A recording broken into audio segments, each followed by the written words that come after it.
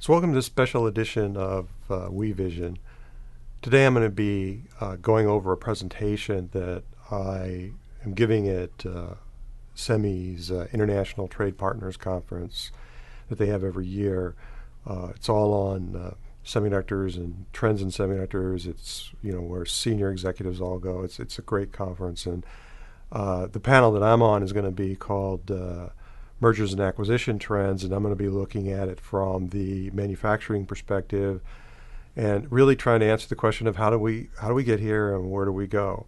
Now, you can find this presentation in the presentation side of WeSearch, also under the title M&A Trends. How do we get there and where do we go? And so you can kind of follow along with me. But if you look at our industry, right, we're no different than any other industry. All scale-driven industries sort of experience this startup explosion, a Cambrian explosion, if you will, and then there's a mass consolidation or the Cretaceous mass extinction that killed off the dinosaurs. In our cases, they don't get killed off, but we get concentration. And both occur in financial periods of excess liquidity. You've got low capital costs like we have today. Whether it's the startup period or it's the consolidation period. The difference is in the startup period, what you tend to see is there's lots of VC participation. And in the consolidation periods, what you see is intense private equity participation. And the things tend to end with a monopolization of the industry, and you get much more stable pricing power. And in fact, it's shifts in pricing power that often drive a lot of this.